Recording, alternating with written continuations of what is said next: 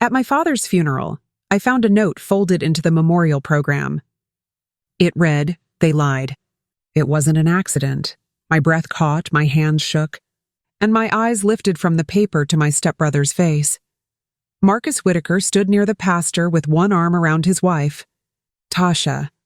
He wore a dark suit and the same charming smile he used to sell houses. He was whispering to the pastor as if they were planning the rest of the service. Tasha watched the room with a soft, careful grin that never reached her eyes. My stepmother, Elena Whitaker, sat in the front pew, chin down, hands clenched white around a tissue. Elena kept her first husband's name, Whitaker, after Marcus was born. By the time she married Dad, Marcus was already in high school. The lily-sweet air pressed against my chest. Dad's brass pocket watch lay in the open casket beside his Bible, just where he used to keep it every day before breakfast. The watch had a thin scratch from when I was 10 and dropped it onto the porch steps. He never fixed that scratch. He said it kept time honest. I slid the note under my sleeve. My fingers felt the stiff edge like a sliver. I looked at the program again. Celebration of Life for Leonard Carter. The photo was from the church picnic, the one where Dad grilled hot dogs and made the children laugh by pretending to drop the tongs. He had a carpenter's posture and a deacon's patience. He loved rules because rules kept people safe. He checked ladders twice. He checked names on documents twice. He checked locks twice. 2 days earlier, they told me he fell from the barn loft. It was early morning, alone. A dizzy spell, they said. Rushed burial. His wishes, Marcus told me, voice thick with duty. I had nodded like a sleepwalker. I did not remember hearing Dad ever ask for a quick burial, but grief makes everything blur, and Marcus moved fast. Calls, paperwork, dates. The church clock clicked too loudly. I slid the note deeper. The handwriting was careful, older, someone who knew Dad. I turned and met Elena's eyes, waiting for a spark. She lowered her gaze, then clutched her handbag tighter. On the back wall, Pastor Daniel lifted his hand to begin the closing prayer. Marcus touched my elbow as if to steady me. His fingers were warm. My skin crawled. In my head, I heard Dad's voice from a softer time. Naomi, bolts tell you the truth, if you listen. I breathed the lilies. I breathed the dust from hymnals, and I made a quiet promise. I would listen. Before we go on, tell me where you're listening from, and don't forget to subscribe for more stories coming soon. The rain had stopped just as the pastor finished his prayer, leaving the cemetery drenched and glistening beneath a pale October sun. I stood at the edge of the open grave, clutching the folded funeral program in my left hand and the mysterious note hidden beneath its pages. They lied. It wasn't an accident. Those 7 words pulsed through my veins louder than the hymn still humming from the church bell. Mourners drifted away in clusters, murmuring condolences I barely heard. Elena dabbed delicately at her eyes with a silk handkerchief, though I hadn't seen a single tear fall. Marcus played the dutiful son, shaking hands and thanking neighbors with the easy confidence of a man who had rehearsed every gesture. He'd even chosen the casket, organized the service, and handled the paperwork before I had time to process that Dad was gone. You holding up okay, sis? Marcus's voice broke through the fog as he placed a hand on my shoulder. I forced a nod. Dad always said he wanted a simple farewell. I made sure of it. His smile didn't reach his eyes. The words, simple farewell, twisted in my gut. Dad had never been a simple kind of man. He loved long goodbyes and drawn-out stories. And he hated rushing decisions, especially about things that mattered. Why would he change that now? Come on, Marcus said, gently steering me toward the car. I'll handle the estate paperwork. You shouldn't worry about a thing. His tone was syrupy, almost rehearsed. I slipped the note deeper into my coat pocket and looked back at the freshly covered earth. Something about this didn't feel right. The rushed burial, the missing ladder from the barn, the way Elena avoided my gaze. Dad had spent his life double-checking every bolt and nail. He didn't fall. He didn't make mistakes. And now someone didn't want me asking questions. I pressed my palm against my pocket, feeling the note's sharp corners dig into my skin. That tiny pain grounded me as I made a silent promise over the grave. I would find out who lied and why. The next morning, I walked through my father's house in silence. It still smelled like sawdust and peppermint oil, his signature scent. The kitchen table was cluttered with unopened mail, a jar of miscellaneous screws he used to collect, and a half-finished crossword puzzle beside his mug. He had been drinking coffee here just a week ago. Now it felt like a museum of a life abruptly sealed in glass. Dad's shop didn't stay a shop. Carter Industries grew the way he built, square and plumb. First porches, then starter homes, then schools across 3 counties. He still carried a carpenter's pencil even when the offices went glass and steel. I paused by the oak workbench in the corner of the shop, running my fingers over the smooth wood. Dad built this table when I was 8. Measure twice, cut once, he'd always say, tapping my forehead with the end of his carpenter's pencil. Mistakes come from rushing. Those words echoed in my mind now, and they didn't line up with the story I'd been told. They said he'd fallen from the loft, that he was probably dizzy, maybe careless. But Dad had been working in this shop for over 40 years without a single accident. He tied his ladder. He checked every rung. He never worked without gloves. None of it added up. I found his old leather notebook tucked under a pile of sandpaper. The last entry, dated 3 days before his death, was brief. Marcus wants me to sign the transfer. Says it's better for the family. I'm not sure I trust his reasons. The words made my breath hitch. Transfer of what? And why hadn't Dad told me? People in town said Marcus had champagne taste and ledger paper nerves. He liked the photo ops more than the punch list. I remembered Dad smoothing over a casino charge on Marcus's card last spring. A misunderstanding, Marcus had called it. Status always mattered more to him than finished work. Naomi? Elena's voice floated from the doorway. She was dressed in a crisp black dress again, her eyes puffy but dry. We need to discuss the house and shop. Marcus thinks it's best to list them quickly. List them? My heart thudded. He's been gone for barely a week. It's what your father would have wanted, she said softly, not quite meeting my eyes. Maybe she believed that. Maybe she didn't. But I knew one thing for sure. I wasn't signing a single paper until I knew exactly what really happened in this shop. And that little note from the funeral was no longer a curiosity. It was a warning. 2 days later, Marcus called a family meeting at Dad's house. The word family sounded hollow now, more like a business term than something warm or real. Elena sat stiffly at the kitchen table, her hands folded like she was waiting for a verdict. Marcus paced, phone in hand, wearing the same polished smile he'd worn at the funeral. Here's the situation, he began, sliding a stack of documents toward me. Dad left some things unsettled. The house deed, the shop, the land. I've talked to a couple of real estate agents. If we sell now, we can get top dollar before winter hits. I stared at the papers. Sell already? It's just practical, Naomi. We can split the proceeds, invest them, maybe even start a foundation in Dad's name. He'd love that. But Dad never mentioned selling. In fact, just last month, he'd said he wanted the shop to stay in the family, for future generations. I pushed the papers back toward him.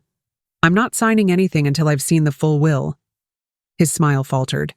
I have it right here. He produced a stapled document I'd never seen. Dad revised it 6 weeks ago. I handled the process. He asked me to. The words blurred as I skimmed them. Primary beneficiary, Marcus Whitaker. Secondary beneficiary, Elena Whitaker. Personal effects to Naomi Carter. My chest tightened. He left me. Heirlooms? Dad knew you're not interested in managing property, Marcus said, voice dripping with false reason. I'm better equipped for that. I closed the folder slowly. Funny, Dad told me in March that the shop would go to both of us. Marcus's eyes hardened. People change their minds. Maybe they did. But Dad didn't change anything without talking it through, especially something this big. And the fact that Marcus had been alone during the revision set every alarm bell ringing. Don't overthink it, Naomi, Elena murmured. It's time to move forward. But as I stared at that suspicious will, one thought burned clearer than ever. Something was deeply wrong here, and I was going to prove it. That night, I couldn't sleep. Every word Marcus had said replayed in my mind like a scratched record. Revised will. Split proceeds? Dad asked me to. None of it sounded like my father. He was deliberate, cautious, and above all, transparent. If he had changed something so important, he would have told me. He always told me. The next morning, I drove out to the barn where the accident had happened. The air still smelled faintly of sawdust and oil, but something about the space felt staged, too clean, too prepared. Dad's tools were perfectly arranged, not a single wrench or nail out of place. A fresh layer of sawdust had been swept into neat piles along the floorboards, as if someone had cleaned up after the fall.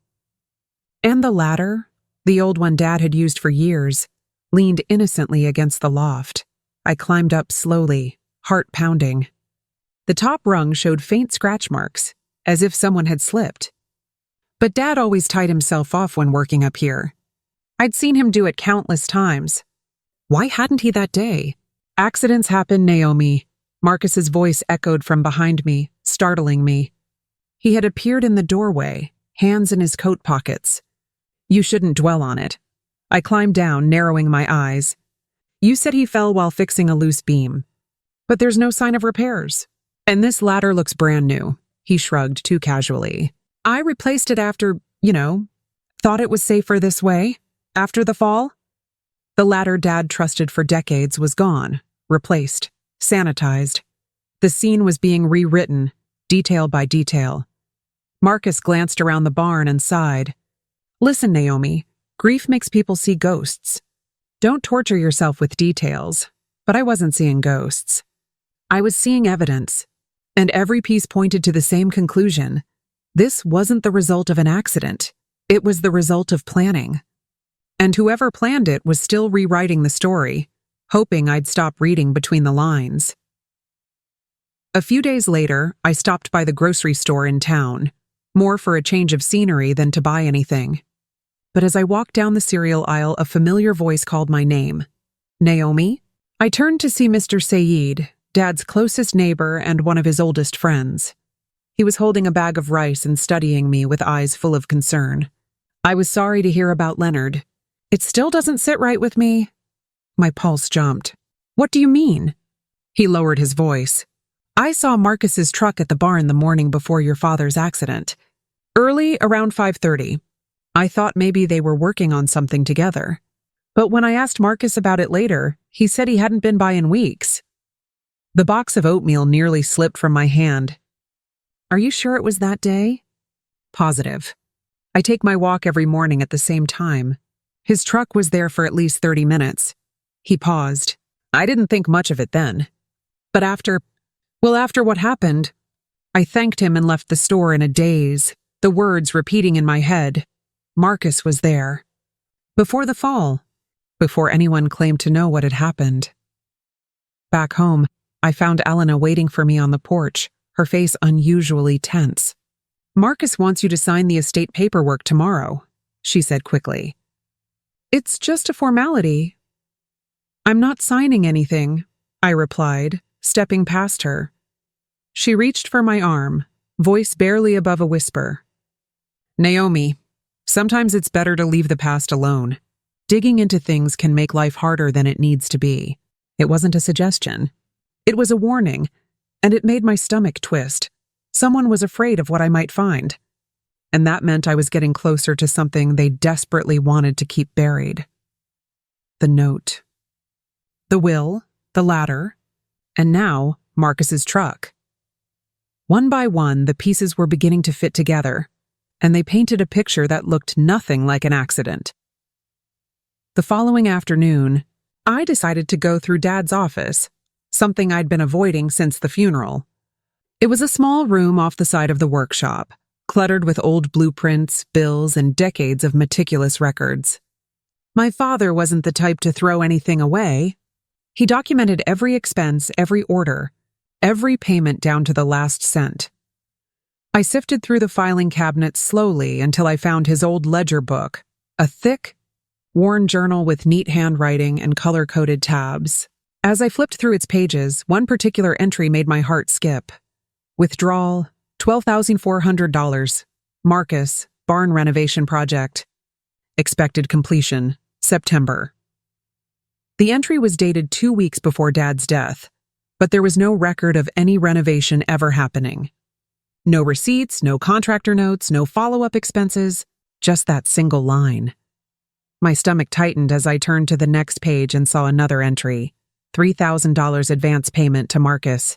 For materials. Again, there was nothing else. No invoices. No sign of construction. Just a trail of money that had vanished into thin air. I stared at the ink until my eyes blurred. If Dad had given Marcus this money for the barn, why had there been no renovation? And why had Marcus never mentioned it? A creak on the floorboards pulled me out of my thoughts. Elena stood in the doorway watching me. "Looking for something?" she asked casually, too casually. "Just going through Dad's paperwork," I said, sliding the ledger shut. She stepped closer. "Marcus already handled most of the finances. There's no need for you to trouble yourself with old records." Her words sent a chill down my spine. Handled was a strange way to put it. And suddenly, I knew I was getting close to something they didn't want me to see. After she left, I reopened the ledger and stared at those transactions again. It wasn't just about missing money, it was about motive, and if Marcus had drained thousands from Dad's accounts before his death, then maybe this wasn't negligence or carelessness. Maybe it was premeditation. The more I stared at those ledger entries, the more they gnawed at me. Dad didn't part with large sums lightly, certainly not without telling me. I decided it was time to follow the money trail. The next morning, I drove to Spring Creek Community Bank, where Dad had kept his accounts since I was a child. Ms. Mary, the bank clerk who had known our family for decades, greeted me with a sympathetic smile. "I'm so sorry about your father, Naomi. He was one of our most careful clients." "That's why I'm here," I replied. "I need to review recent withdrawals and signatures. Something isn't adding up." She nodded and disappeared into the back, returning with a stack of transaction slips and surveillance stills. "These are the withdrawals over the last 3 months," she said, sliding them across the desk. I scanned the pages, and my heart started pounding. Several withdrawals matched the amounts in Dad's ledger, but the handwriting? It wasn't his. It looked like his, but it was slanted, hesitant, and uneven. Dad's signature was always clean, deliberate, almost architectural. These looked shaky, like someone trying too hard to mimic his hand. "Did he come in alone?" I asked. Ms. Mary pursed her lips. "Not always. I remember Marcus was with him for at least 2 of these. He said your father had trouble reading the paperwork without his glasses." That was a lie. Dad never went anywhere without his reading glasses, and he hated people hovering over him while he signed documents. "Do you have security footage from those visits?" I asked. "I do," she said. "I'll submit a formal request to release them if needed." As I walked out of the bank, my legs felt weak. Marcus had been at the bank with Dad. He'd been handling paperwork. And those signatures? They weren't his. The pieces were no longer scattered. They were forming a shape, and that shape looked like coercion. Dad hadn't been acting of his own free will in those final weeks. Someone had been pulling the strings, and now I was almost certain who it was. I returned to the barn that afternoon with fresh eyes, not as a grieving daughter trying to understand a tragedy, but as an investigator searching for evidence. The wind rattled the tin roof as I stepped inside, notebook in hand, determined to study every inch of the place where Dad had supposedly fallen. This time, I noticed details I'd missed before. The wood near the ladder's base was slightly discolored, as if a new piece had been inserted recently. The bolts securing the ladder to the loft frame looked too new, shiny and unweathered against the decades-old wood. I crouched to examine them more closely. 2 of them were a size smaller than standard. They didn't fit snugly in the holes. Dad would never have used mismatched bolts. He taught me as a teenager that a ladder is only as strong as its weakest anchor. I heard his voice as I traced the cold metal with my fingers. This wasn't just negligence. It was deliberate. Someone had tampered with the ladder. As I climbed halfway up, I paused to look around the loft. There were faint scuff marks near the edge, and sawdust had been carefully swept into a corner, too neatly, too deliberately. No one sweeps after a fatal accident. Unless, of course, they're trying to erase something. I heard footsteps behind me and nearly slipped. Elena stood in the doorway, arms folded. "You shouldn't be in here," she said softly. I needed to see it for myself. "It's dangerous," she warned. "Please, Naomi, let it go." I stared at her. "Did Marcus ask you to say that?" She hesitated, then sighed. "You're not going to find peace digging into this." "Maybe not," I said, stepping down from the ladder. "But I'm going to find the truth." As I walked away, one thought echoed louder than ever. This barn wasn't the scene of a tragedy. It was the scene of a crime. And someone had gone to a lot of trouble to make sure I'd never notice. The next day, I visited Harold Lee, Dad's longtime attorney and trusted friend. Harold had handled every legal matter in our family for more than 20 years, and if anyone knew the truth about Dad's intentions, it would be him. He'd also been holding the probate files pending the investigation, so anything official would run through him. "Naomi," he greeted me with a somber nod. "I've been expecting you." We sat in his office, surrounded by shelves of law books and old photographs. I explained everything: the strange note, the will Marcus claimed Dad revised, the bank withdrawals, and the tampered ladder. Harold listened in silence, hands clasped tightly on the desk. "I'll tell you something," he said finally. "Leonard called me the night before he died. He sounded unsettled, agitated even. He said Marcus had been pressuring him to sign new documents and that he wasn't comfortable with them. We planned to meet the next morning to go over everything." Harold opened a file drawer and pulled out a small flash drive. I saved the voicemail. I pressed play. My father's voice filled the room, steady but anxious. "Harold, it's Leonard. I want to revisit those papers Marcus brought. Something about them doesn't sit right. Let's discuss tomorrow. I don't want to make any changes until we do." My throat tightened. This message was proof. Dad hadn't been sure about the revisions. He was trying to stop them, and he never got that chance. "Marcus never mentioned this," I whispered. "Of course not," Harold said grimly. "And if Leonard had doubts, any will signed under pressure could be challenged in court." As I left Harold's office, I clutched the flash drive like a lifeline. It wasn't just evidence. It was my father's final attempt to speak from beyond the grave. But one question haunted me more than any other. If Dad had been planning to stop Marcus the next day, was it just a coincidence that he died that morning? No, my gut told me there were no coincidences left. Someone had silenced him before he could change his mind, and I was now holding the proof of their motive in my hands. 2 days after my meeting with Harold, Marcus called and insisted we meet at the house to finalize things. Against my better judgment, I agreed. When I arrived, he was already seated at the kitchen table, a pile of neatly stacked documents waiting beside a fountain pen. Elena hovered in the doorway, looking like she wanted to be anywhere else. "Let's get this over with," Marcus said, sliding the papers toward me. "It's a simple agreement. Once you sign, we can proceed with selling the property. The faster we move, the better the market return." I didn't sit. "I'm not signing anything." His smile wavered. "Naomi, don't make this difficult." "Difficult?" I snapped. "Dad called Harold the night before he died. He didn't want to finalize any of this. He said he wasn't comfortable." Marcus froze, then forced a laugh. "You're misremembering. Grief plays tricks on the mind. Then explain the $12,400 missing from his account. Explain why the ladder was tampered with. Explain why the signatures at the bank don't match his handwriting." The air in the room changed. Elena looked down at the floor, wringing her hands.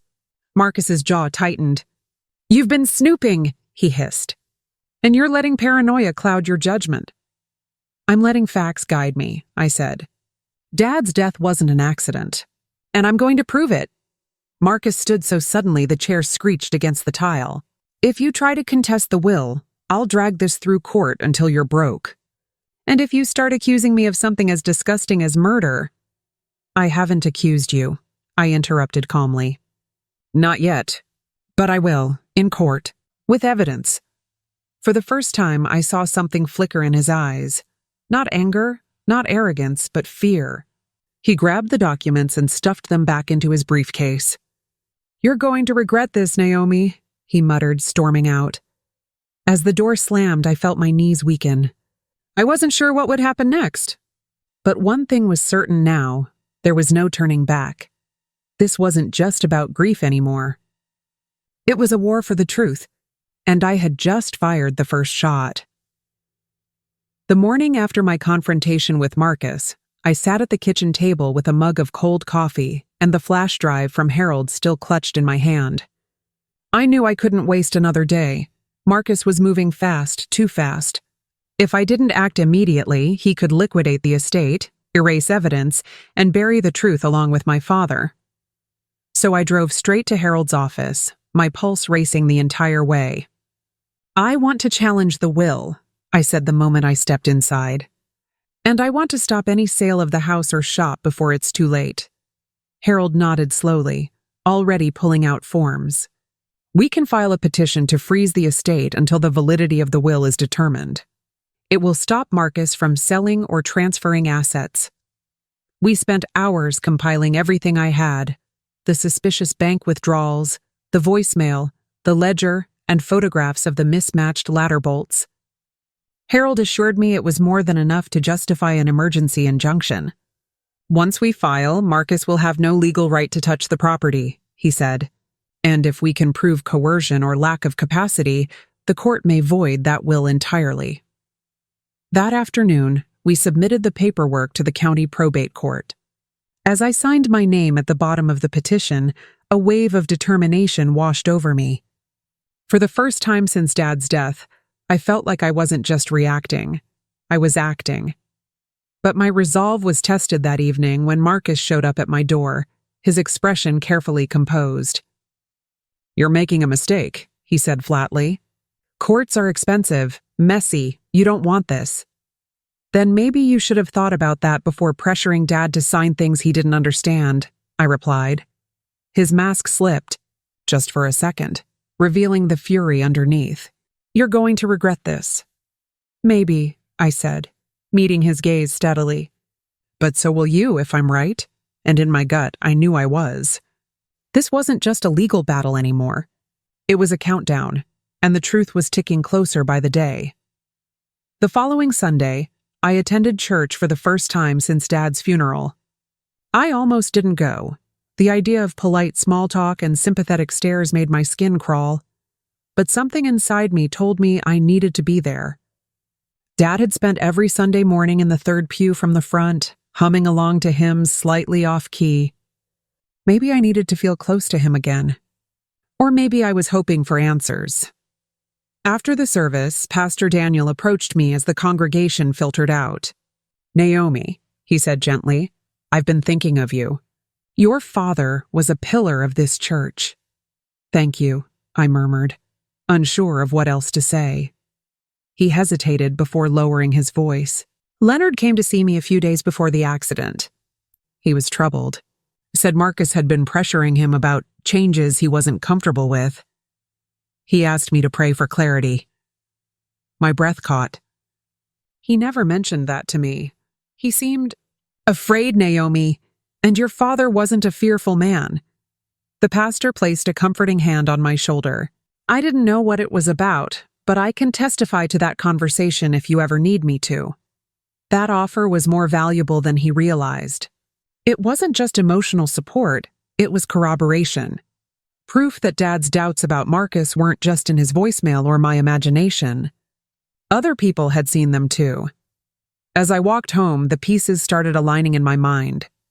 Dad had spoken to Harold. He had confided in Pastor Daniel. He had even written notes in his ledger. It wasn't paranoia, it was preparation. He knew something was wrong, and now, Marcus's carefully crafted version of events had a crack in it, one that could widen under the weight of witness testimony. The note from the funeral wasn't a metaphor, it was a fact. They had lied. And the closer I got to the truth, the more certain I became that my father hadn't just died. He had been silenced. 2 days later, I found myself standing on the weathered front porch of Mr. Saeed's house. I hadn't stopped thinking about what he'd told me in the grocery store, about seeing Marcus's truck near the barn the morning of the accident. If he was right, that detail could change everything. I needed more than his memory. I needed something tangible. He greeted me warmly, ushering me into his living room. "I figured you'd come by," he said with a faint smile. "I've been thinking about that morning, too." "Mr. Saeed," I began, "I need to ask you something. You said you saw Marcus's truck. Are you absolutely certain it was that day?" "Positive," he said without hesitation. "I never miss my morning walk, same time, same route. And I noticed the truck because it was parked near the service road gate, which is unusual." My heart sped up. "Did you happen to record anything? A photo, a video?"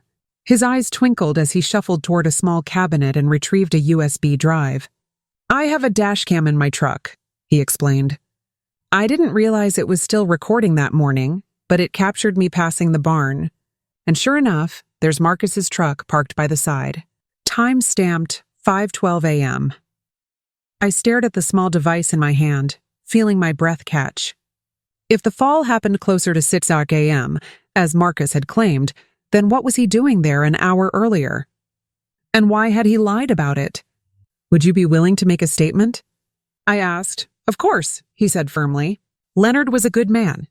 He deserves the truth." As I left his house, I clutched the dashcam footage like it was a piece of gold.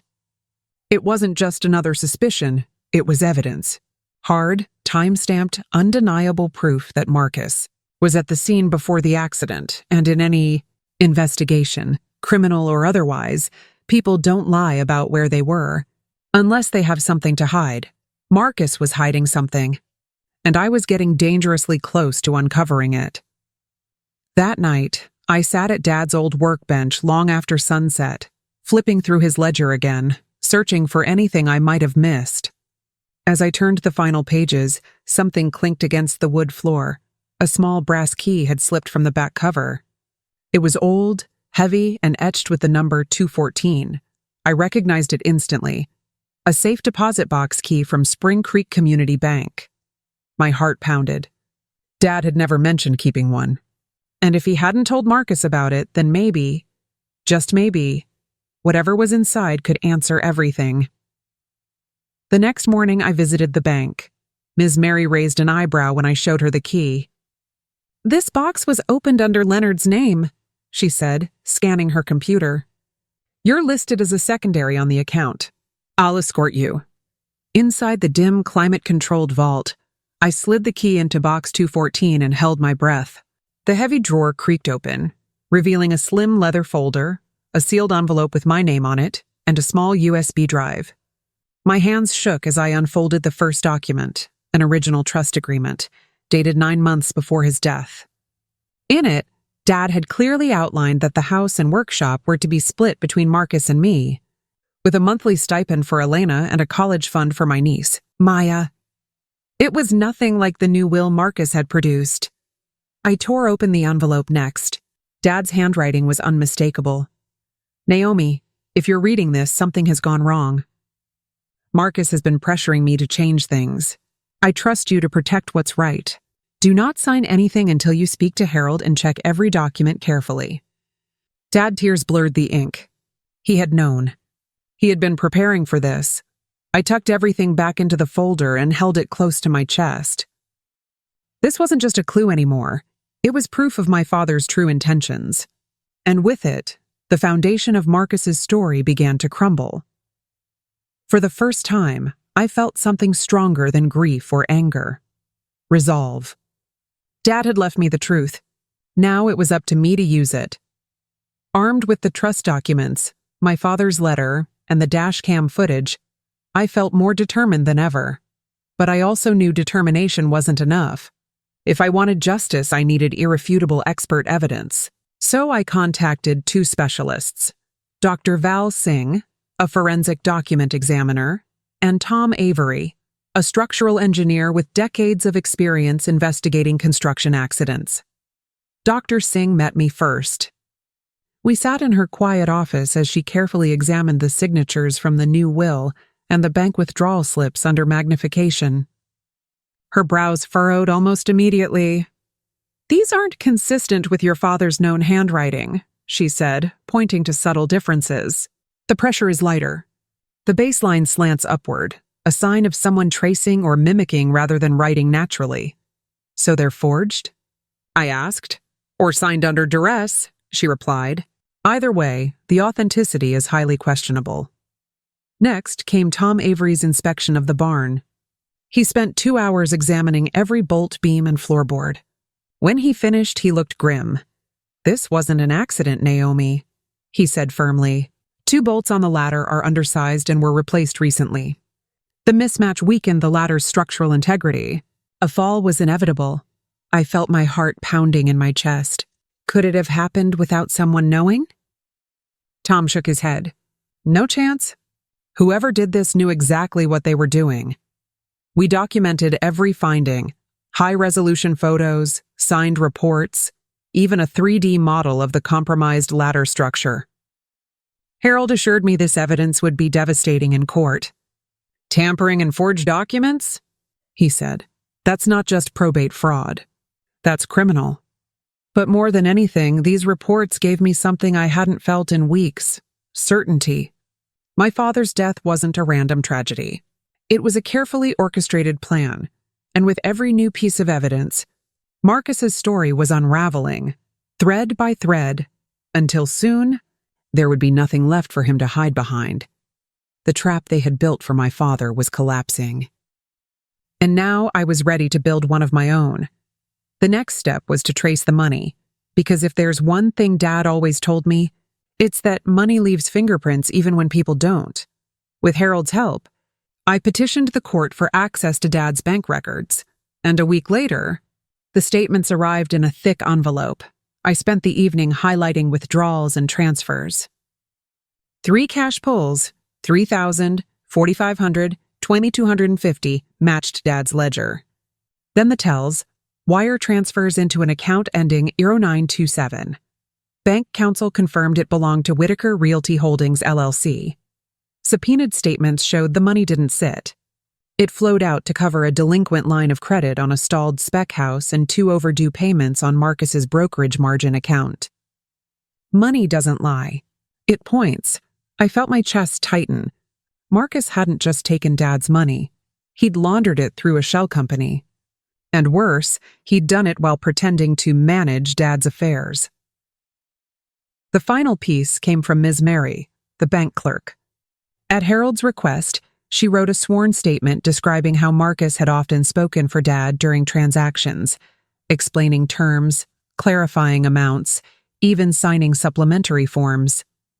"Mr. Carter appeared confused and hesitant," she wrote of Dad. "It seemed as though Marcus was making decisions on his behalf." Reading those words made me sick. My father hadn't been confused. He had been manipulated, controlled, exploited by the very son he had trusted most. But this time, Marcus's paper trail wasn't going to disappear. With every withdrawal, every forged signature, every shady transfer, he was building the case against himself. And soon, that trail would lead him straight into a courtroom, one where the truth would finally stand taller than his lies. I looked at the growing pile of evidence spread across my table and whispered into the empty room. "I'm coming for you, Marcus, and I'm bringing Dad's truth with me."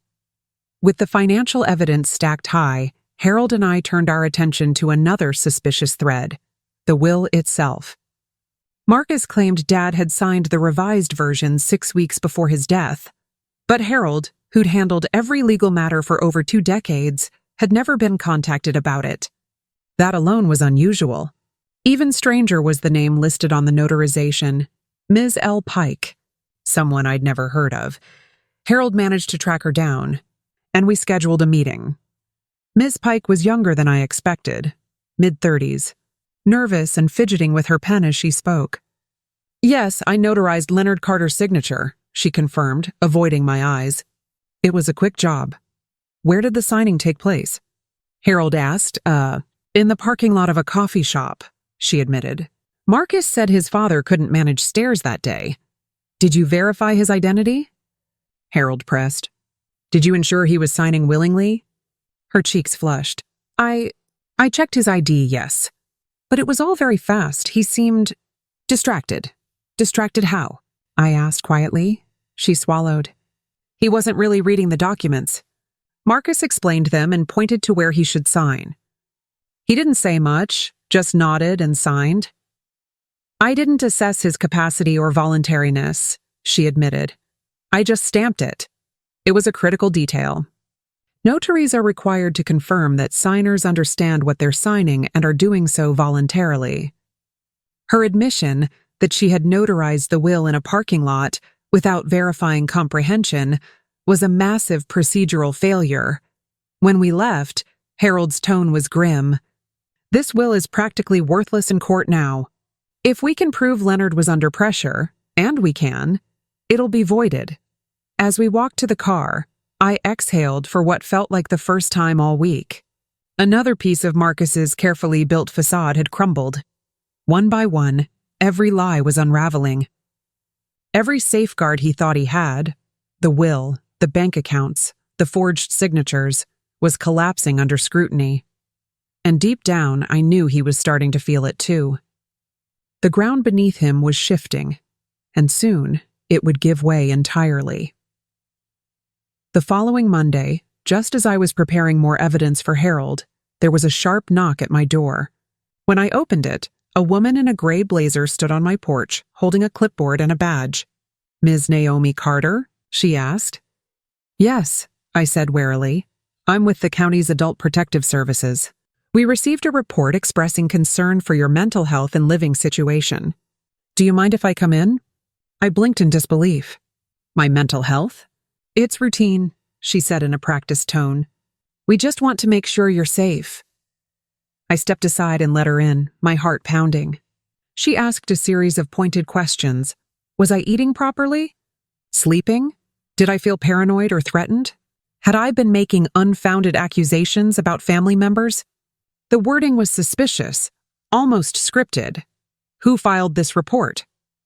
I asked. "I'm not allowed to disclose that," she replied. But the tight smile on her face told me all I needed to know. By the time she left, I was furious, and more certain than ever that Marcus was behind it. It was a classic tactic. Make me look unstable, cast doubt on anything I said, and set the stage to challenge my credibility in court. If the investigation concluded I was paranoid, he could even try to have me declared legally incompetent and take full control of the estate. I called Harold immediately. He sighed when I explained. "It's an intimidation move," he said. "I've seen it before, but your cooperation today will work in our favor. If they report back that you're lucid and rational, it strengthens your case." By the time she left, my jaw ached from smiling. 2 days later, a letter arrived. The complaint was anonymous and the investigation closed as unfounded in writing. Marcus wanted me unstable on paper. Instead, he'd handed me proof of my stability. If Marcus was desperate enough to weaponize false reports, he was scared. And scared people make mistakes. 3 days after the visit from Adult Protective Services, I received a certified letter that made my stomach twist before I even opened it. The envelope was embossed with the name of a law firm I didn't recognize. Inside was a formal cease and desist notice from Marcus's attorney, accusing me of defamation, harassment, and intentional infliction of emotional distress. The letter demanded I stop spreading false accusations about Marcus, or face a civil lawsuit. I read the lines twice, then a third time before laughing bitterly, so this was his next move. When intimidation failed, he was trying legal threats. That afternoon, Harold met me at his office. He scanned the document quickly and set it aside. "Empty saber rattling," he said calmly. "They're hoping the threat will scare you into silence. But defamation law requires proof of falsehood, and you have mountains of evidence. Can he actually sue me?" I asked, still uneasy. "Oh, he can try," Harold replied. "But the moment he does, he'll have to disclose everything, including bank records, witness testimony, and his own communications. And trust me, he does not want that. It was a relief to hear, but the encounter shook me more than I wanted to admit. Marcus wasn't just defending himself anymore. He was trying to bury me under fear, paperwork, and public humiliation. It was the kind of tactic that broke most people long before the truth ever saw the light of day. That night, my phone buzzed with a message from him. Last warning. Drop this, Naomi. The family should stay loyal. I stared at the screen for a long time before typing back. Loyalty isn't silence, and justice isn't betrayal. I pressed send and felt a strange calm settle over me. Marcus was escalating, and that meant the pressure was working. He was trying to scare me because for the first time, he was scared. And that fear told me something important. The truth was getting close. Close enough to touch, close enough to burn. 2 weeks later, I got the call I'd been waiting for. The one that shifted everything from suspicion to undeniable truth. Detective Ruiz's voice on the other end was calm but electric with purpose. Naomi, we've got something, she said. We executed a search warrant on Marcus's office this morning. You'll want to hear what we found. I rushed downtown, heart hammering, palms slick with sweat. When I entered the small interview room, Ruiz slid a manila folder across the table. Bank statements, email chains, and one very telling memo, she explained. Marcus has been busy. Inside were copies of transfers, tens of thousands of dollars siphoned from our father's business accounts into shell companies Marcus had created. They'd been labeled as maintenance fees and consulting costs, but the money ended up in offshore accounts. Even worse, there were emails, messages, between Marcus and an insurance agent discussing ways to maximize payout potential on our father's policies. Subpoenaed. Files from the agent's office included falsified consent forms bearing my father's forged signature and a backdated application worksheet in Marcus's handwriting. One line in particular made my breath catch. If the old man's out of commission, we can accelerate everything. We just need the death certificate to read accident. I stared at the page, trembling. This is premeditation, I whispered. Ruiz nodded grimly. It's more than that. It's a conspiracy to commit fraud, and possibly homicide. We're preparing to subpoena the insurance company next. As I drove home that evening, the city lights blurred in my vision. For months, I had been dismissed as paranoid, treated like the hysterical daughter who couldn't accept her father's death. But now, the pieces were falling into place. The accident, the rushed funeral, the inheritance papers. It was all part of a cold, calculated plan. I parked outside my house and sat in silence, gripping the steering wheel. There was no going back now. Marcus hadn't just betrayed our family. He'd orchestrated a crime, and the walls around him were finally starting to crack. For the first time since the funeral, I didn't feel powerless. I felt ready. The next phase wasn't about uncovering secrets. It was about bringing him down. When the news broke that Marcus was under official investigation, the family exploded like a landmine. It started with a group call my Aunt Caroline insisted on, one of those tense, polite family check-ins that quickly devolved into chaos. Naomi, how could you? She snapped the moment I joined. Dragging your own brother into a criminal case? Your father would be horrified.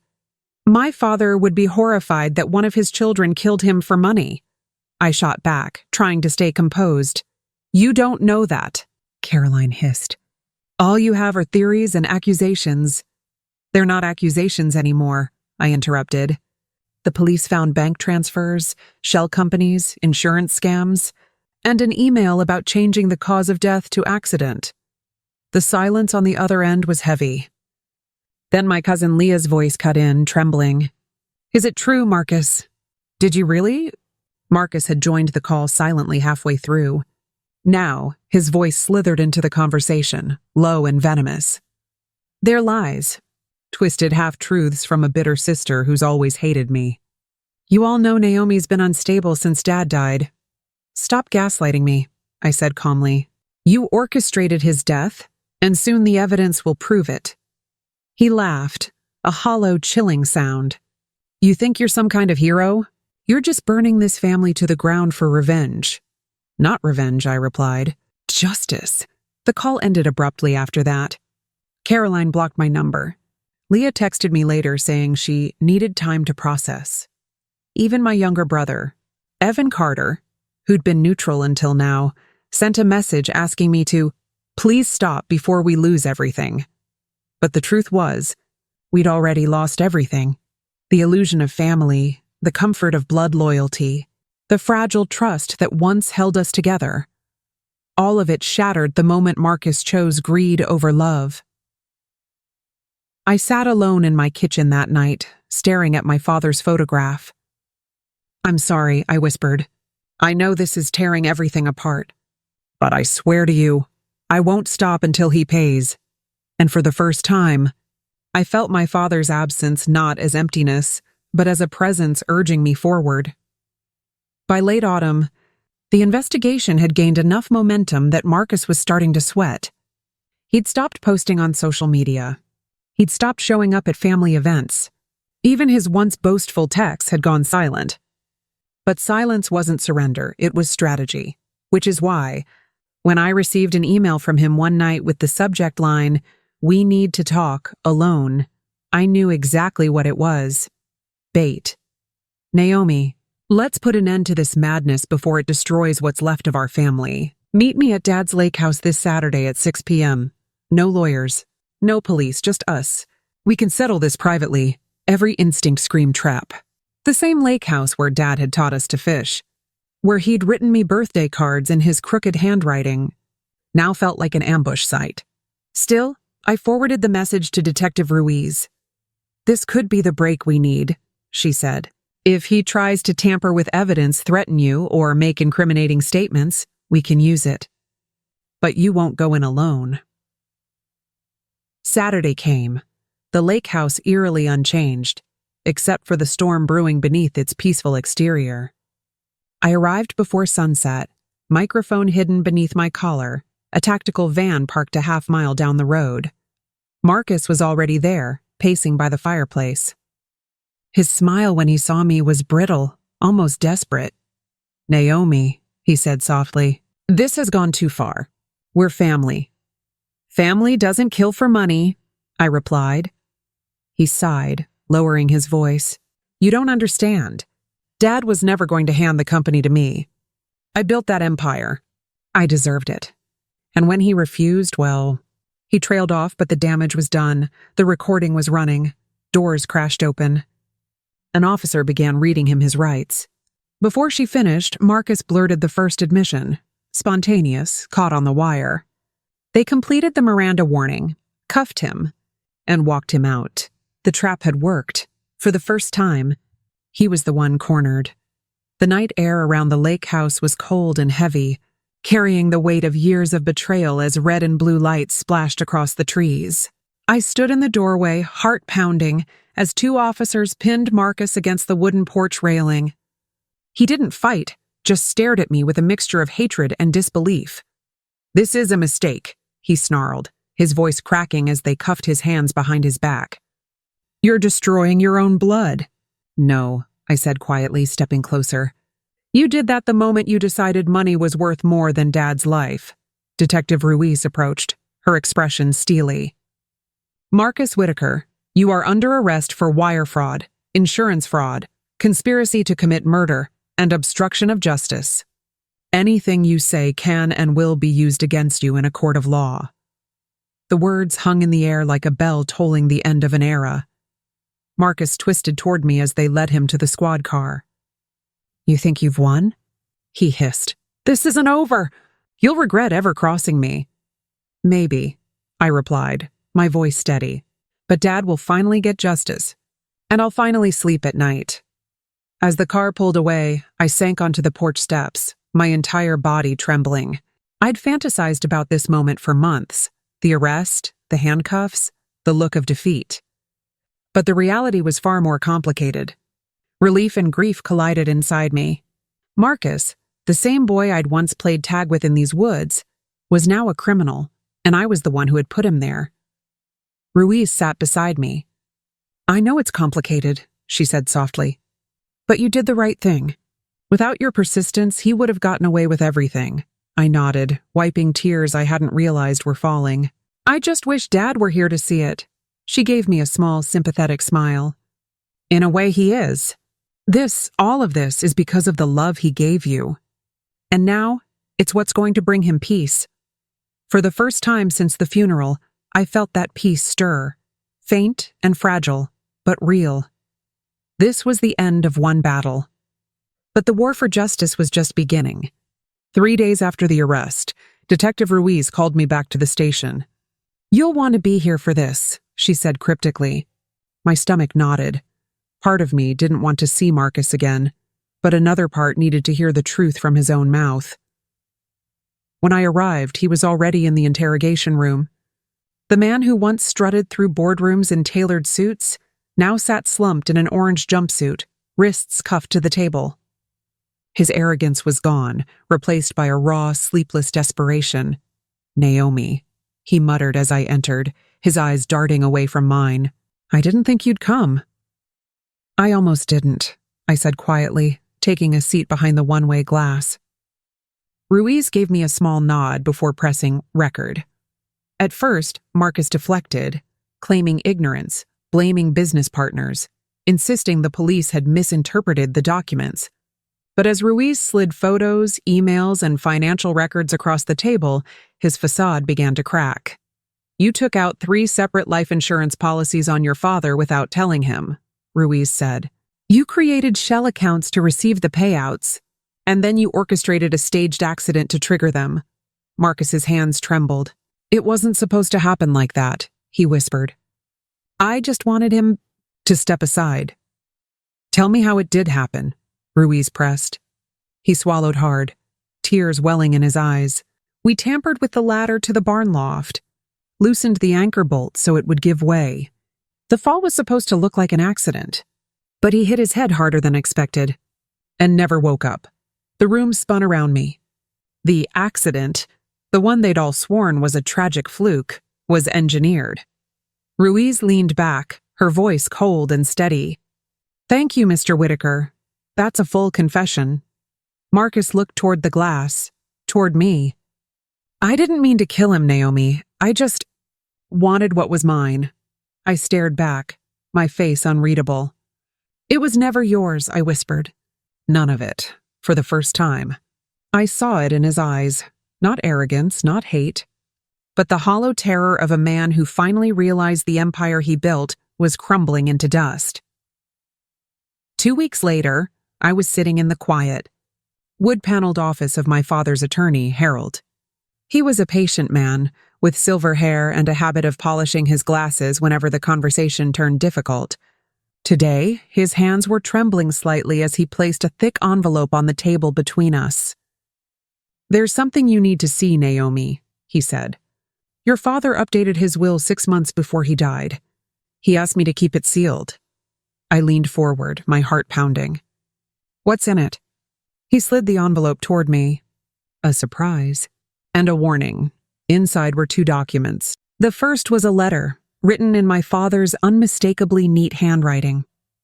"My dearest Naomi, if you're reading this, I'm gone, and I've had my suspicions about Marcus for some time. He's grown reckless, greedy, and resentful. I hoped I was wrong, but I prepared for the worst.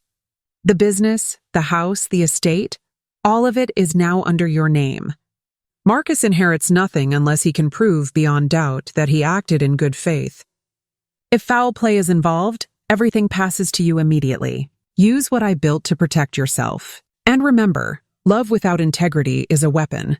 I trust you to use the truth wisely." I felt the weight of every word settle deep in my chest. My father hadn't just suspected betrayal, he'd anticipated it. The second document was even more shocking. A signed agreement Marcus had forged, attempting to transfer property titles into his own company. The signature line bore a crude imitation of my father's name. "This surfaced during the discovery phase," Harold explained. "It's ironclad proof of fraud." My hands shook as I stared at the fake signature. Marcus hadn't only plotted my father's death, he'd been dismantling his legacy piece by piece. The twist hit me like a tidal wave. Not only was justice on my side, but the very empire Marcus coveted was now legally mine. His crime hadn't just cost him his freedom, it had cost him everything he'd ever wanted. For the first time since that funeral, I felt my father's presence beside me, steady and strong. He had seen the storm coming, and he had left me the tools to weather it. The morning after I read my father's letter, I walked into the boardroom of Carter Industries, the company my father had built from nothing, not as a grieving daughter, but as its new legal owner. The room went silent as I entered, my heels clicking against the marble floor. The leather portfolio with the new will tucked under my arm like a weapon. The board members, most of them old family friends, exchanged uneasy glances. Marcus had always been the one to command the room. Now he was sitting in a jail cell, and I was standing at the head of the table. "Thank you all for coming," I began, my voice calm but firm. "There's been a change in leadership. Effective immediately, I am the majority shareholder and CEO of Carter Industries." There was a ripple of shocked murmurs. Mr. Green, one of Marcus's staunchest allies, raised an eyebrow. "Are you sure that's wise, Naomi? Marcus has decades of experience. Perhaps we should wait for the outcome of his trial." I slid a copy of my father's final will across the table. "This is the outcome. Legally, this company belongs to me, and if you're more loyal to Marcus than to the truth, you're welcome to tender your resignation." The silence that followed was absolute. One by one, the board members nodded, some out of respect, others out of fear. Green avoided my eyes as he gathered his papers and walked out. After the meeting, I stepped into my father's office, my office now. The smell of cedar and old books lingered, and the leather chair still bore the faint imprint of his presence. I sat down, running my fingers over the grain of the desk he had carved himself decades ago. This was more than revenge. This was reclamation. The company Marcus had tried to steal was now under my protection. The fortune he had plotted murder to obtain was beyond his reach. And most poetic of all, the trap he had set for me, to strip me of power, to silence me, had snapped shut around him instead. The balance of power had shifted. And for the first time, I was no longer the hunted. I was the hunter. The courthouse was packed on the morning of the trial. Rows of wooden benches were filled with reporters, neighbors, former employees, people who had known my father, people who had watched Marcus and me grow up, people who wanted to witness the downfall of a man who had betrayed his own blood. I took my seat behind the prosecution's table, my palms damp against the polished wood. Across the room, Marcus shuffled in wearing a navy suit that hung loosely from his frame. The arrogance that once defined him was gone. His eyes were sunken, his jaw clenched, and when he looked at me, it was with a mix of shame and defiance. "State of North Carolina versus Marcus Whitaker," the judge's voice echoed. "Charges: conspiracy to commit murder, insurance fraud, wire fraud, and falsification of legal documents." The prosecution wasted no time. Detective Ruiz took the stand first, presenting the evidence with meticulous precision: the forged documents, the life insurance policies, the tampered ladder anchors, and most damning of all, Marcus's recorded confession. Each new exhibit tightened the noose. When it was my turn to testify, I rose with trembling legs. The courtroom went silent as I approached the witness stand. "Ms. Carter," the prosecutor began, "can you describe your relationship with the defendant?" I inhaled deeply. "He's my older stepbrother. I loved him. I trusted him. And I believed he loved our father just as much as I did. But I was wrong."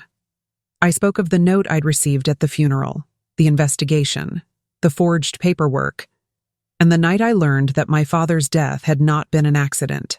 As I recounted the betrayal, Marcus stared down at the table, unable to meet my gaze. The defense tried to paint him as desperate, drowning in debt, manipulated by outside forces. But the evidence spoke louder than excuses, and when the jury returned after only 4 hours of deliberation, their verdict was unanimous: guilty on all counts. The gavel struck, sealing his fate. Marcus slumped forward, his shoulders shaking, not from rage this time, but from the crushing weight of consequence. Justice had spoken. And the boy I once idolized was now a convicted murderer. After the courtroom emptied, Pastor Daniel lingered by the doors. "It was me," he said, voice thin. "Leonard asked me not to name names, only to make sure you looked closer. I slipped the note into your program before the service." He'd trusted I would listen. The days following the verdict felt strangely quiet, as if the world itself were exhaling after years of tension. The headlines screamed across every newspaper and news site, "Whitaker heir convicted of father's murder plot." Television pundits dissected every detail of the trial, calling it one of the most shocking family betrayals in state history. People I hadn't spoken to in decades sent messages of disbelief and sympathy. But while the outside world saw justice served, the inside of my heart was far more complicated. I walked through the house I'd grown up in, the one my father had built with his own hands. Every corner held a memory. Birthdays, holidays, the sound of his laugh echoing down the hallway. And yet, woven into those memories now was a darker thread. Marcus standing on that same ladder, planning the fall that would end our father's life. The company board met again, this time without dissent. They voted unanimously to keep me as CEO. Investors who had fled in the chaos began to return. Clients sent flowers and handwritten notes, calling my leadership a return to integrity. Still, every achievement felt bittersweet. Tasha filed for separation and, through counsel, turned over her emails. The DA listed her as a cooperating witness. Evan met me for coffee. "I was wrong," he said, eyes red. "I'm here now." We weren't fixed, but we'd stopped breaking. Elena gave a sworn statement for the probate case and stepped down from her church committees. Willful blindness wasn't a crime, but it had a cost. One afternoon, Detective Ruiz stopped by with an update. "Marcus took a plea deal on some of the lesser charges," she told me. "But for conspiracy to commit murder and fraud, he's facing 30 years to life. No parole before 25, I nodded silently. The number didn't bring me joy. It didn't even bring me satisfaction. It was simply the mathematical sum of his choices. Before she left, Ruiz paused. "You know," she said gently, "most people would have walked away from this. But you didn't. You made sure the truth came out, even when it meant losing family." I stared out the window, where the autumn wind stirred the leaves our father used to rake every fall. "I didn't lose my family," I said softly. "They did, when they chose greed over love. And that was the painful truth. Justice had been served, but it had cost me the last thread of the family I once knew." 3 weeks after the sentencing, I found myself driving to the state penitentiary, a place I had sworn I'd never set foot in. Yet, as the car rolled past the tall iron gates and into the stark gray courtyard, I knew I had to see Marcus one last time. Not for him. For me. The guard led me through a series of buzzing doors until we arrived at a small visitation room. A pane of scratched glass separated us. Marcus shuffled in on the other side, wearing a standard orange jumpsuit and heavy chains around his wrists. He looked older, not just in the lines etched into his face, but in the defeated way he carried himself. "Naomi," he said quietly, lifting the phone on his side of the glass. His voice was hoarse, stripped of the arrogance it once held. "Hello, Marcus," I replied, my tone calm but distant. Silence stretched between us, thick and heavy. Finally, he sighed. "I guess this is where we end up. Two kids who swore we'd always have each other. Now strangers on opposite sides of a glass wall. You made choices," I said firmly. "Choices that killed our father and nearly destroyed me." He swallowed hard. "I know, and I'll regret them until the day I die." I was desperate. I thought if I could just fix everything, the debts, the shame, Dad would forgive me. Maybe even be proud, I shook my head. Dad would have forgiven anything but betrayal. And that's the one thing you gave him. Tears welled in his eyes. "Do you hate me?" I stared at him for a long time before answering. "No, hate would mean I still care enough to feel something that strong. What I feel now is nothing." He pressed his forehead to the glass, sobbing silently. I stood and placed my hand against the cold surface, not in forgiveness, but as a final goodbye. "Goodbye, Marcus," I whispered. "I hope you find peace, but you won't find it from me." As I walked out of the prison and into the sharp autumn air, I felt something I hadn't felt since my father's death. Freedom. The chains Marcus had forged around my heart had finally broken. A year later, the house on Willow Lane no longer felt like a tomb.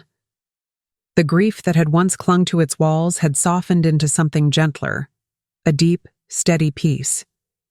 I spent my mornings in the garden my father and I once tended together, coaxing roses and lavender from the soil, and my afternoons at the foundation I'd built in his name, the Leonard Carter Trust for Victims of Family Crimes. It started small, just a legal aid fund and a single investigator, but word spread quickly. Families from across the state reached out, people who had been betrayed, silenced, manipulated by those they loved most.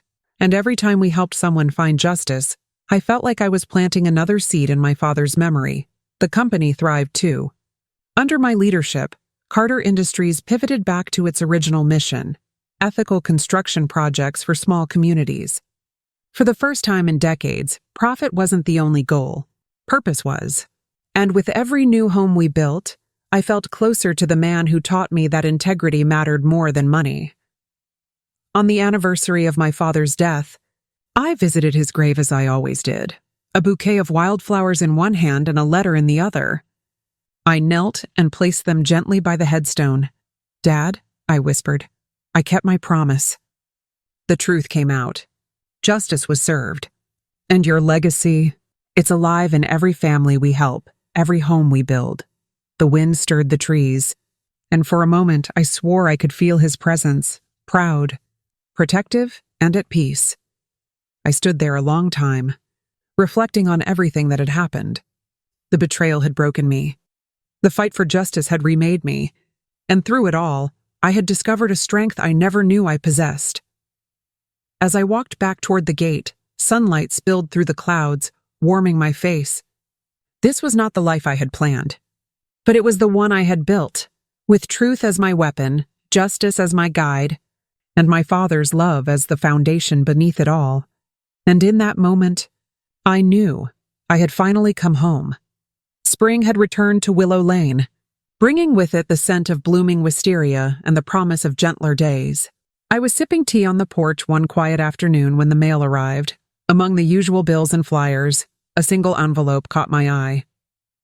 It was addressed in a handwriting I hadn't seen in over a year. Marcus. I stared at it for a long time, the paper trembling slightly between my fingers. Part of me wanted to tear it open, to see what words my brother, the man who had betrayed our family so completely, could possibly have left to say.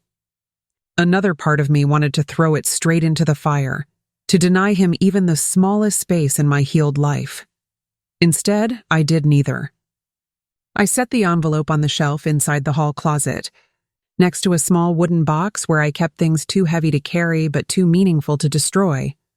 Our childhood photographs, Dad's old pocket watch, and now, Marcus's letter.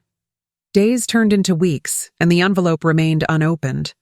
Some nights I would find myself standing in front of the closet, wondering if there was an apology inside, or a plea, or perhaps just a final confession. But each time, I would turn away. Forgiveness, I'd learned, wasn't always about absolution. Sometimes it was about choosing peace over curiosity, choosing to let the past remain in the past. One evening, as the sun dipped low over the garden, I spoke aloud, not to Marcus, but to the memory of the boy he once was. "I hope you find the person you lost before greed took him. I hope you learn something from all of this." The wind carried my words into the fading light. Maybe he would never hear them. Maybe it didn't matter.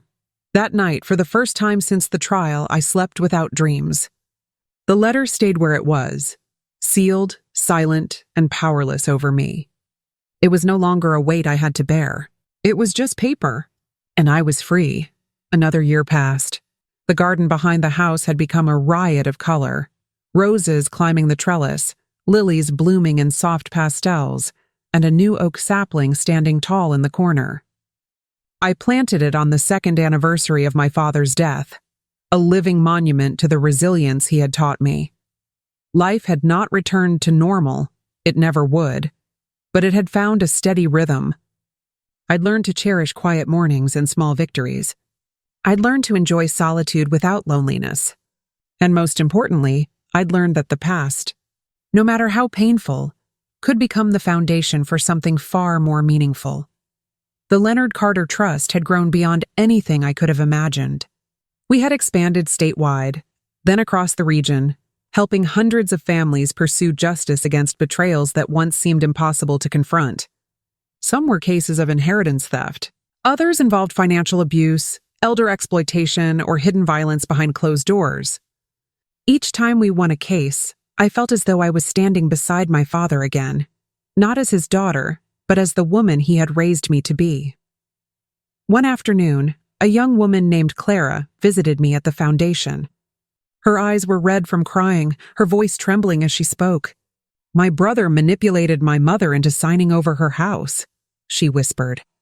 "I thought we were powerless, until I read about you." I smiled gently and took her hand. "You're not powerless. The truth is stronger than any lie, and we'll prove it." As she left, I watched her walk away with a little more hope in her step than she'd arrived with.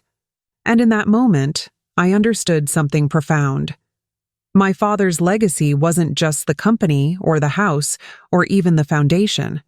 It was the courage to confront betrayal and the strength to rebuild a life beyond it. I turned back to the garden and touched the young oak's leaves. It was still small, but growing stronger every day, just like me. Just like the truth. And those scars would always remain. They had become part of something far more beautiful. A life rebuilt on justice, love, and unwavering integrity. On the 5th anniversary of my father's death, I stood on a small stage at the town's community center, the very same hall where he once hosted neighborhood gatherings, back when life was simpler and betrayal was still unimaginable. Rows of people filled the seats before me. Families we'd helped through the foundation, survivors of financial abuse, victims of manipulation who had turned their pain into power. Behind me, a banner stretched across the stage. 5 years of truth, a legacy of justice. I took a slow breath, feeling the weight of the moment. My father's pocket watch, the one he'd carried every day of his life, rested against my palm, its steady ticking grounding me. 5 years ago, I began, my voice steady but filled with emotion. I stood at a funeral believing my father had died in a tragic accident. But that day, a murmur rippled through the audience. Some of them knew my story, others were hearing it for the first time. What followed was the most painful chapter of my life. Betrayal by someone I loved, a fight for the truth that cost me my family, and a journey through grief that seemed endless. But it was also the beginning of something greater, a refusal to let lies define my father's legacy. I spoke about the foundation's work, about the hundreds of families who had found justice and closure. I shared stories of courage, of mothers who reclaimed stolen inheritances, of elders who fought back against exploitation, of siblings who spoke the truth no matter how painful. My father used to say that integrity isn't something you inherit, it's something you build. And thanks to all of you, we're building something powerful here. A world where betrayal cannot hide in the shadows. The room erupted into applause. And as I stepped away from the podium, I glanced upward, to the rafters of the old hall, to the space beyond. "I did it, Dad," I whispered to myself. "We did it." And for the first time, the memory of his death no longer brought tears. It brought purpose. The morning after the anniversary event, I drove to the cemetery with a bouquet of white lilies, my father's favorite. The sun had just begun to rise, casting golden light across the headstones and painting the sky in soft shades of pink and blue. It felt peaceful, almost sacred, as I walked the familiar path to his grave. The inscription I had chosen years ago was now weathered, but still clear. Leonard Carter, beloved father, builder, protector, truth seeker. I knelt and placed the flowers at the base of the stone, brushing away a thin layer of autumn leaves. "Hi, Dad," I said softly. "It's been 5 years, but some days it still feels like yesterday." I told him everything, about the foundation's success, about Clara's case and the dozens like hers, about the speech I had given and how many people came up to me afterward, saying his story had given them courage. And, for the first time, I told him about Marcus's letter still sitting unopened in the closet.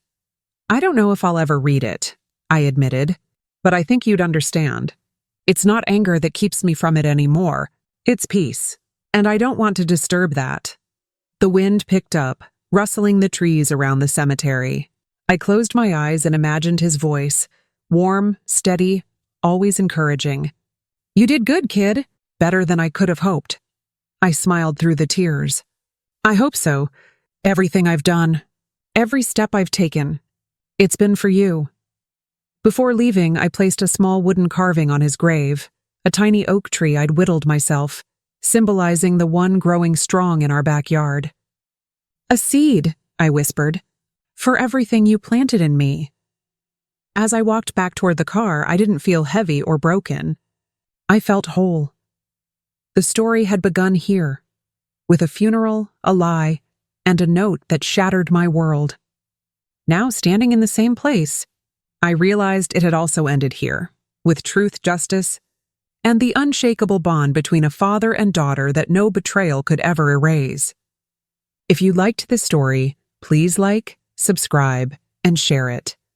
If you have a unique story of your own, share it in the comments below. Thank you for listening.